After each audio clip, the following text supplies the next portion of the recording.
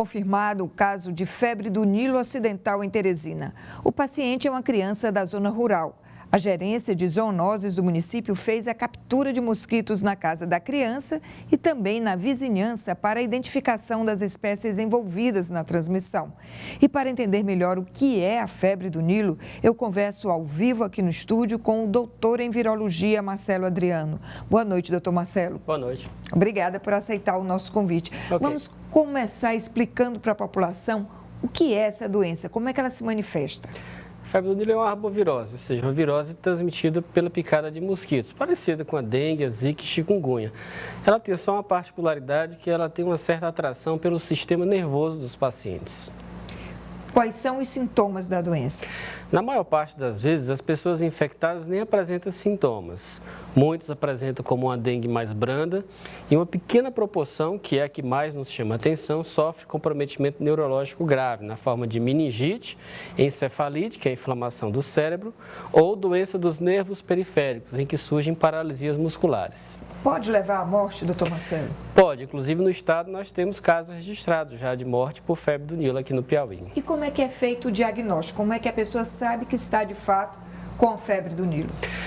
Bom, o diagnóstico é feito através de análises que são feitas tanto no sangue como no líquido que é colhido na espinha do paciente, do líquido que banha a meninge e o cérebro. Então é preciso fazer uma punção. Uma punção, chamada punção lombar. É um exame que rotineiramente é feito nas suspeitas de meningite.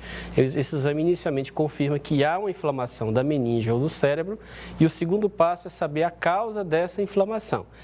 Parte desses testes são feitos em Teresina para alguns vírus mais corriqueiros e parte desses testes é feito em laboratório de referência. Já que ela é transmitida por um vírus, já existe vacina para essa doença? Para humanos ainda não.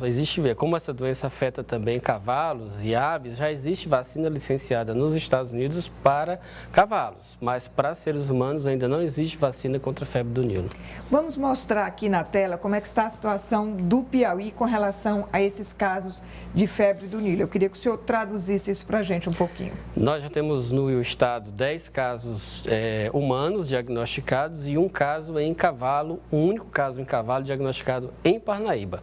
O primeiro caso ocorreu em 2014 no município de Aroeiras do Itaim. Na realidade, foi o primeiro caso do país. E que foi o senhor que fez a descoberta, né? Foi uma detecção inédita no Brasil. Um vaqueiro da cidade de Aroeiras do Itaim teve um quadro parecido com o dessa criança, foi atendido no antigo HDIC e teve esse diagnóstico de encefalite. E nos anos subsequentes foram surgindo outros casos esporádicos, né, ao longo desses vários anos. Apenas 10 casos, portanto, não há motivo assim para pânico, para alarde. Nós não sofremos epidemia de febre do Nilo. Os Estados Unidos sofreram, mas nós não temos assim esse motivo para ter. A Europa também teve um surto. A Europa, volta e meia, Israel tiveram esses surtos. A gente tem que ficar atento, mas agora, não em pânico. Como é que a pessoa se previne, então?